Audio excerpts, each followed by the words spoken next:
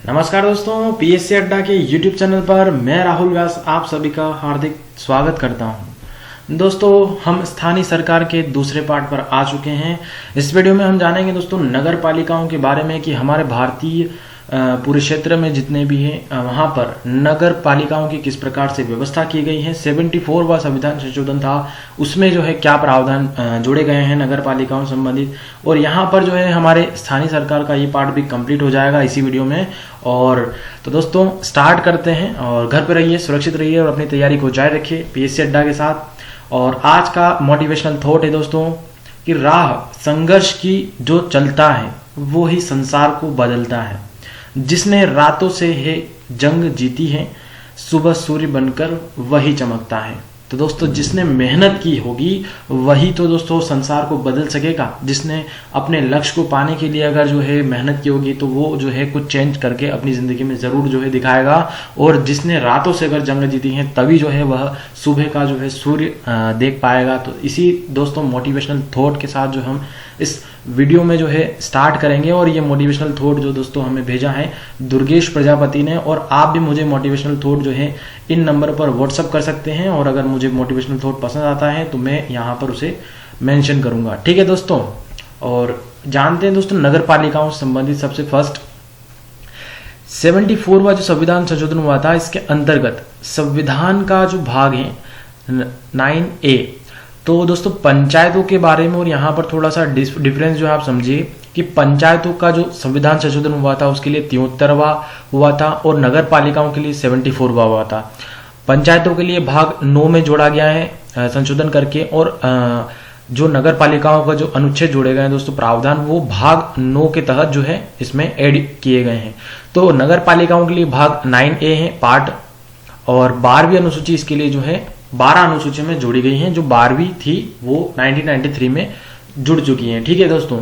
तो इस अनुसूची को तो हमने अलग से कवर किया ही है। तो इसी प्रावधान के तहत दोस्तों नगर पालिकाओं को 18 विषय सौंपे गए हैं। पंचायतों को 29 विषय दिए गए हैं और नगर पालिकाओं को 18 विषय सौंपे गए। ये फैक्ट आपके किसी भी एग्जाम में काम आते हैं। इसके अलावा है कि संविधान संशोधन 2 प्रकार की संस्थाओं की स्थापना हुई है। तो इस संशोधन के माध्यम से जो 2 प्रकार की संस्थाएं हैं वे हैं, एक तो स्वायत्त शासन की संस्थाएं, यानी कि वो काम जो है अपने स्वायत्त रूप से कर सके, स्वतंत्र रूप से जो है अपने कार्य क्रियान्वित कर सके।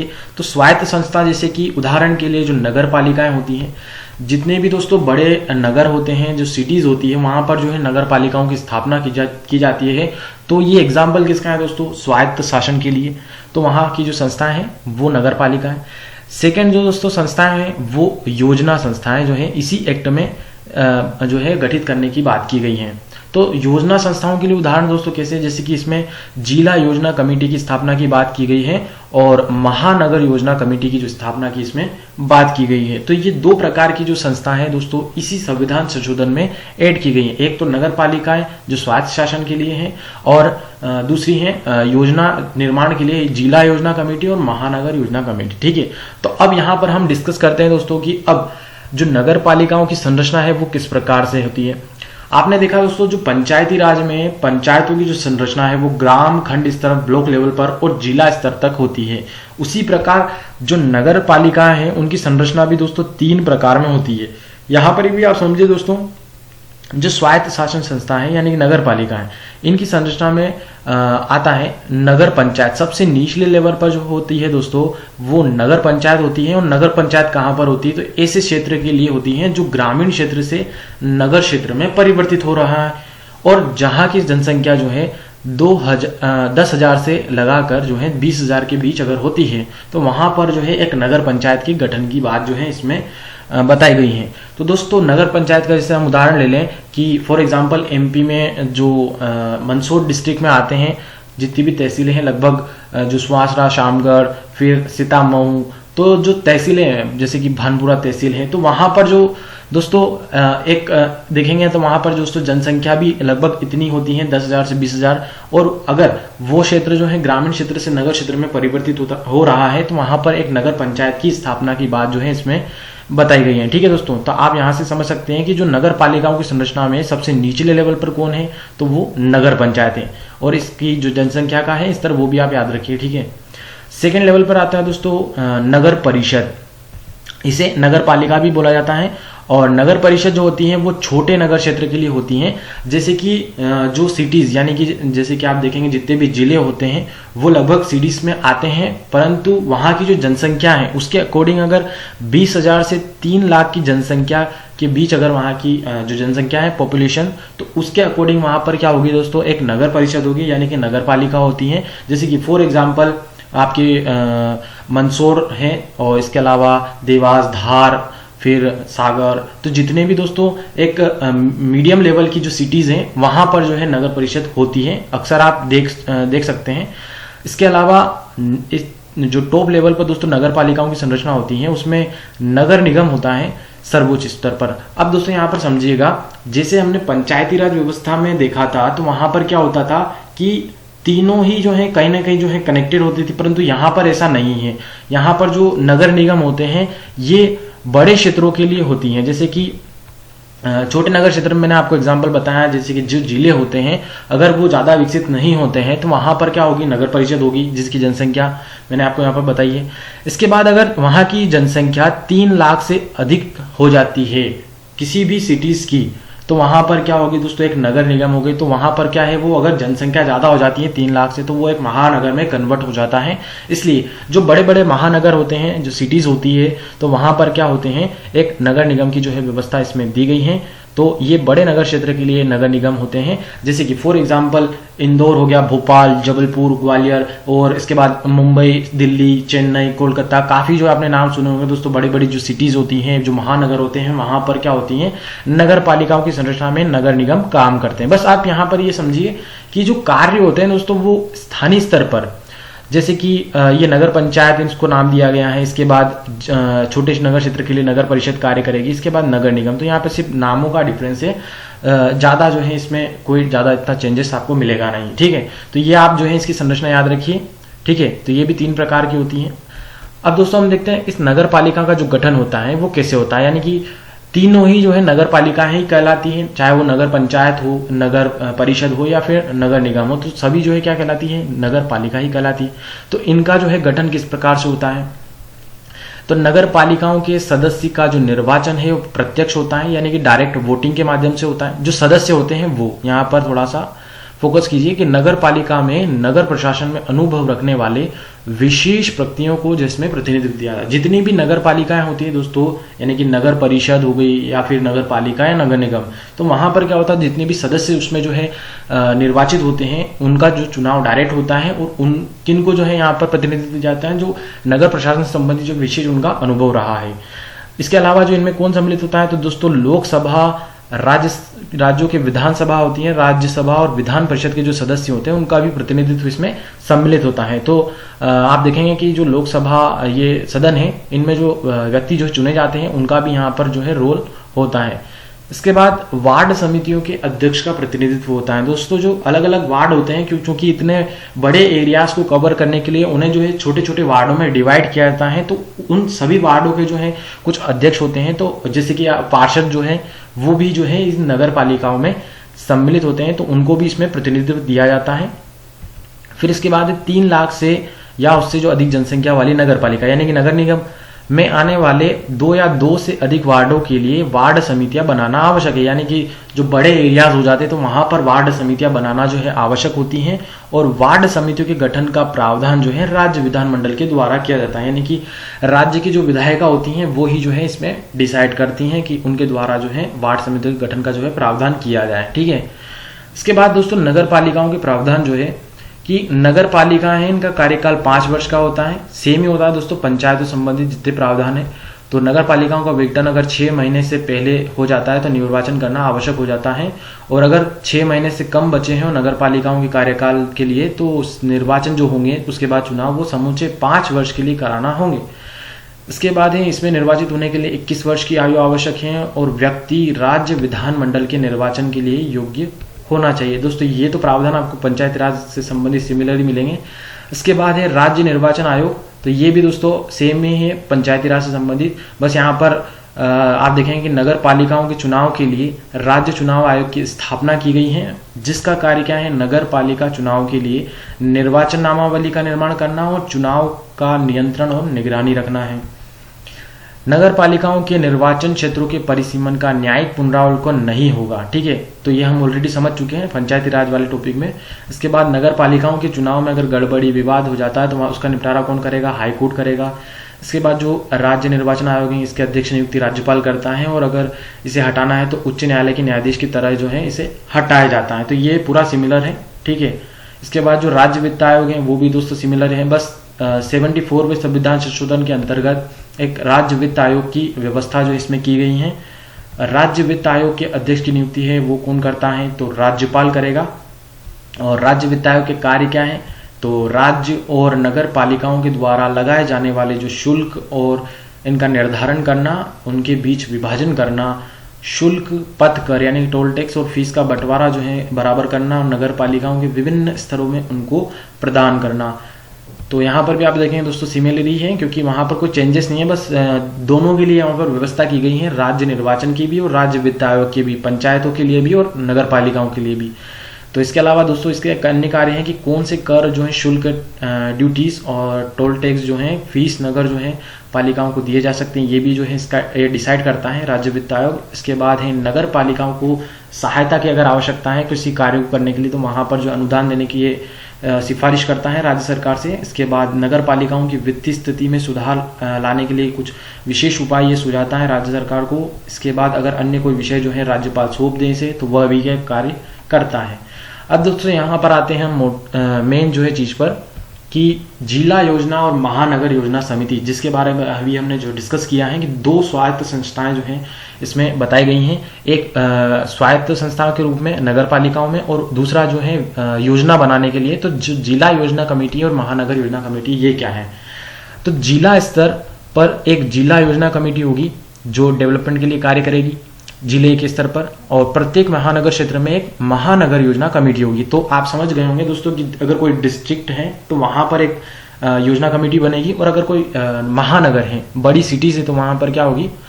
वहां पर भी जो एक महानगर योजना कमेटी बनेगी। और राज्य विधानमंडल इन समितियों के गठन के लिए कानून बनाएगा, परंतु इन समितियों के गठन में निम्नलिखित तरीका अपनाया जाएगा। तो जो कानून बना दिया जाएगा, पर जो कानून बनाने की जो है उसमें एक तरीका अपनाया जाएगा। वो क्या है कि जिला योजना की जो दशा है, यानी कि उसको बनाने के लिए कम से कम 4/5 जो सदस्य हैं जिला स्तर की पंचायत, यानी हमने देखा जो जिले में पंचायत होती है उसके सदस्य 4/5 सदस्य, और जिले की जो नगर पालिकाओं के निर्वाचित सदस्यों द्वारा अपने सदस्यों में से निर्वाचित किए जाएंगे। यानी कि एक ये तय कर दिया गया है कि जो जिला योजना कमेटी बनेगी उसमें कम से कम जो 4/5 सदस्य होंगे उसके, वो जिला स्तर यानी कि जिले की पंचायत से आएंगे। और जिले की जो नगर पालिकाओं के निर्वाचित सदस्य की बात करी है हमने कि जो नगर पालिकाओं निर्वाचित सदस्य होते हैं उनसे जो है यहाँ पर इसमें शामिल किए जाएंगे जिला योजना कमेटी में। उनका जो है अनुपात क्या होगा दोस्तों? जिले में नगर और गांव की जनसंख्या के अनुपात में होगा। यानी कि आप देखेंगे दोस्तों इस जिला योजना की कमेटी में ये प्रावधान है कि 4/5 सदस्य जो है जिले की पंचायत, जो आप देखेंगे कि एक तरह से लोकतंत्र का स्वरूप है, और दूसरी तरफ जो है नगर पालिकाओं जो निर्वाचित सदस्य होते हैं उनको जो यहाँ पर सम्मिलित करना है। और इनका जो अनुपात होगा वो किस रेशो में होगा? तो जिले में जितने भी नगर हैं और जितने भी गांव हैं उनकी जो टोटल जनसंख्या है उनके अनुपात में इनको सम्मिलित किया जाएगा। ये इसमें दोस्तों प्रावधान है।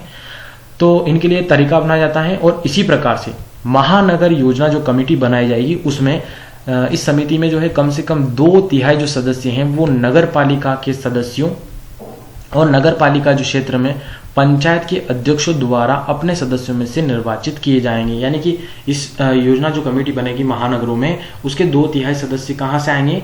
जो जितने भी सदस्य नगर पालिका हैं वहां के सदस्य उनसे आएंगे, और इसके अलावा जो नगर पालिका क्षेत्र में पंचायत के जो अध्यक्ष होंगे उनके द्वारा जो है निर्वाचित किए जाएंगे। ठीक है, इसमें फिर है दोस्तों स्थानों का बंटवारा जो है उस क्षेत्र में नगर पालिकाओं और पंचायतों की जनसंख्या के अनुपात में होगा। तो दोस्तों यहाँ पर आपने देखा जिला योजना कमेटी में जो अनुपात है, जो रेशो है वो नगर और गांव की जनसंख्या के अनुपात में, जबकि महानगर योजना कमेटी में क्या होगा दोस्तों? नगर पालिकाओं और जो पंचायत की जनसंख्या है उसके रेशो में यहाँ पर इसका बंटवारा जो है किया गया है। ठीक है, तो ये दोनों कमेटियां हैं दोस्तों। तो इसके अलावा जो है कि राज्य का विधानमंडल कानून द्वारा जो है निम्नलिखित के बारे में नियम बना सकेगा, अर्थात तो इनसे संबंधित जो कानून है वो क्या बना सकता है दोस्तों? राज्य तो जिला योजना के संबंध में कौन से कार्य जिला समितियों को सौंपे जाएंगे ये डिसाइड करेंगे राज्य विधानमंडल। इसके बाद जिला कमेटी के जो अध्यक्ष के चुने जाने का जो तरीका है वो भी ये जो है तय करेंगे, ठीक है।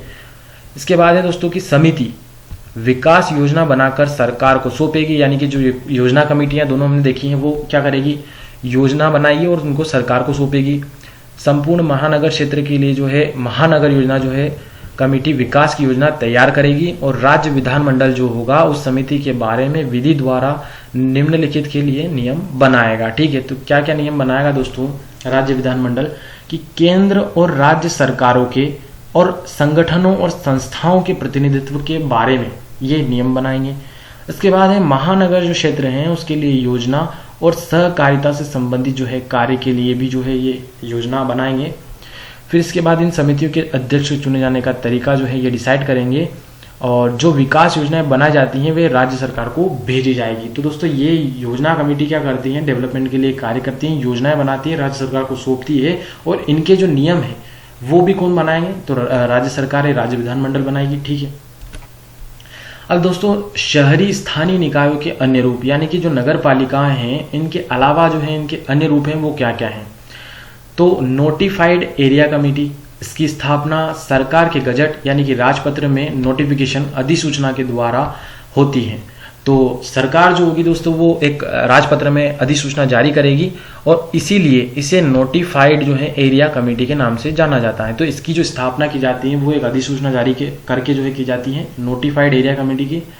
इसके बाद यह नगर पालिका की भांति पूर्णतः निर्वाचित न होकर एक मनोनीत संस्था है। तो नगर पालिका में चुनाव होते हैं जबकि यह एक डायरेक्ट चयनित संस्था है जिसमें डायरेक्ट जो सरकार जो है इसमें चयन करती है। इसके बाद यह राज्य म्यूनिसिपल अधिनियम के अंतर्गत कार्यरत होती हैं, जिसे कुछ स्वतंत्र शक्तियां दे दी जाती है। तो इसे स्पेशल पावर दे दी जाती है ताकि ये अपने जो है कार्य कर सकें और ये जो कार्य किसके अंतर्गत करती है, तो प्रत्येक राज्य का दोस्तों अपना जो है नगर पालिका अधिनियम होता है उसके अंतर्गत कार्य करते हैं। जैसे कि फॉर एग्जाम्पल हमारे एमपी में जो है नगर पालिका जो अधिनियम है वो 1961 में बना था, तो उसी के अकॉर्डिंग जितनी भी नगर पालिकाएं होती है वो कार्य करती हैं।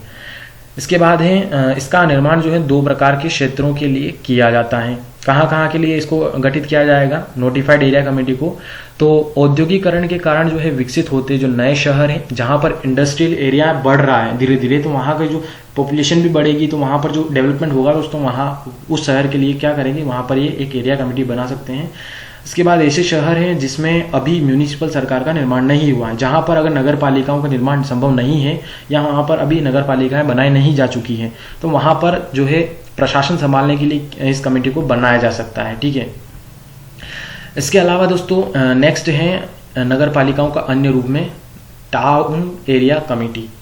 टाउन एरिया कमेटी एक अर्ध नगर पालिकी संस्था है जिसके द्वारा सीवेज और सड़क पर प्रकाश की व्यवस्थाएं की जाती हैं। सीवेज यानी कि जो नालियों का निर्माण करना, नालियों की देखरेख करना, इसके बाद सड़क यानी पे जो स्ट्रीट लाइट होती हैं उनकी व्यवस्था करना, ये टाउन एरिया कमेटी कार्य करती है, जहां पर क्या होता है दोस्तों नगर पालिका काम नहीं कर पाती, ठीक है। इसका निर्माण जो है सामान्यतः छोटे कस्बाई नगरों के प्रशासन हेतु जो है किया जाता है, ठीक है। जहां पर छोटे कस्बाई जो इलाके हैं दोस्तों वहां पर अगर व्यवस्था पूर्ण रूप से नहीं है नगर पालिका की तो वहां पर जो है टाउन एरिया कमेटी को बनाया जा सकता है, इसलिए ये एक अर्ध नगर पालिकी संस्था है। फिर है दोस्तों टाउन एरिया कमेटी जो पूर्णतः निर्वाचित या पूर्णतः मनोनीत होती है, यानी कि अगर या तो पूर्णतः उसको चुनाव के जरिए जो है बनाया जाएगा या फिर डायरेक्ट सिलेक्ट करके जो इसे बनाया जा सकता है। फिर इसके बाद है यह राज्य विधानसभाओं के अलग अधिनियम द्वारा निर्मित होती है, यानी कि प्रत्येक जो राज्य की विधानसभा है वो एक एक्ट बनाएगी, उसके तहत जो है ये गठित की जाएगी। इसके बाद है दोस्तों छावनी परिषद जो है एक और जो है नगर पालिकाओं की अन्य संरचना में आप देखेंगे तो छावनी परिषद भी इसी एक्ट में बताई गई है कि 1924 में 1924 में केंद्र सरकार और रक्षा मंत्रालय के द्वारा छावनी परिषद एक्ट का निर्माण किया गया है और इन परिषदों का निर्माण केंट क्षेत्र में नागरिक जनसंख्या के प्रशासन के लिए किया जाता है। अब दोस्तों ये छावनी परिषद क्या है, वो क्या कार्य करती हैं, तो जब हम ब्रिटिश गवर्नमेंट के अंतर्गत जो है हमारी सत्ता चल रही थी तो वहां पर जो है ब्रिटिश गवर्नमेंट द्वारा जो है एक अधिनियम बनाया गया था छावनी परिषद एक्ट, उसी के तहत जो इसका निर्माण किया गया है छावनी परिषद का। और ये वहां पर कार्य करती है दोस्तों जो सेना के इलाके होते हैं, सेना आर्मी, तो आप देखेंगे वहां पर जो है पूरा एरियाज उनका अलग से कवर होता है जहां पर सेना रहती है, तो उनके पूर्ण जो नागरिक जनसंख्या है उनके प्रशासन के लिए जो है कुछ कार्य करने पड़ते, तो इसे स्पेशल रूप से वहाँ के प्रशासन को संभालने के लिए छावनी परिषद का गठन किया जाता है। केंद्र क्षेत्र यानी कि जो सेना के क्षेत्र होते हैं वहाँ पर, जैसे कि आप देखेंगे जितने भी सेंट्रल आर्म्ड जो पुलिस फोर्स होती है तो उनका एक पूरा जो एरिया होता है वो अलग ही कवर्ड होता है, जहाँ पर सिर्फ जो सेना के परिवार जो लोग होते हैं वही जो है निवास करते हैं। ठीक है, इसके बाद है छावनी परिषद आंशिक रूप में निर्वाचित एवं आंशिक रूप में मनोनीत होती है। इसके बाद है वर्तमान में देश में 63 छावनी परिषद अभी है और जिन्हें जनसंख्या के आधार पर पहली, दूसरी और तीसरी श्रेणियों में विभाजित किया गया है। याद रखिए कि 63 छावनी परिषद अभी वर्तमान में दोस्तों हैं। फिर इसके बाद है निर्वाचित जो सदस्य होंगे छावनी परिषद में वो 3 वर्ष के लिए अपना पद ग्रहण करते हैं और कैंटोनमेंट जो क्षेत्र है यानी कि छावनी परिषद का जो कमांडिंग ऑफिसर होगा वो इसका प्रशासनिक अधिकारी होगा, यानी कि इसको जो संचालित करने का जिम्मेदार अधिकारी होगा वो कौन होगा, कमांडिंग ऑफिसर होगा छावनी परिषद को संभालने के लिए। इसके अलावा दोस्तों पत्तन परिषद भी होती है जो प्रशासन को संभालती है कुछ एरियाज में। वो कहाँ पर है, तो इनका निर्माण जो है मुंबई, कोलकाता और चेन्नई जैसे जो बड़े सिटीज होते हैं जहाँ पर जो बंदरगाहों का निर्माण होता है वहाँ पर ये जो है पत्तन परिषद का गठन किया जाता है। तो इनका मूल उद्देश्य निम्नलिखित है कि जो पत्तन यानी कि बंदरगाह का प्रबंध, मैनेजमेंट और उसकी रक्षा करना और नागरिक सुविधाएं जो है प्रदान करना, यानी कि जो बंदरगाह के इलाके होते हैं जहां पर दोस्तों माल आयात निर्यात होते हैं, जो बड़े बड़े जो बंदरगाह होते हैं वहां पर जो है प्रशासन को संभालने हेतु जो है पत्तन परिषद की स्थापना की जाती है। वहां का जो मैनेजमेंट है यही देखती है और जो पत्तन परिषदों का निर्माण जो है संसदीय अधिनियमों द्वारा होता है। जो संसद का एक्ट होगा उसी के तहत इनका निर्माण किया जाता है। इसमें निर्वाचित और मनोनीत दोनों सदस्य होते हैं। सामान्यतः इसके जो चेयरमैन होंगे वो पत्तन के अधिकारी ही होते हैं, यानी इसके अध्यक्ष जो होंगे वो पत्तन के ऑफिसर्स ही होते हैं। तो दोस्तों यहाँ पर जो है हमारी सामने आपने देखा कि अलग अलग जो है अन्य रूप इसके संचालित करने के लिए किए गए हैं, जो प्रशासन को अलग अलग एरियाज में जो है नियंत्रित करते हैं।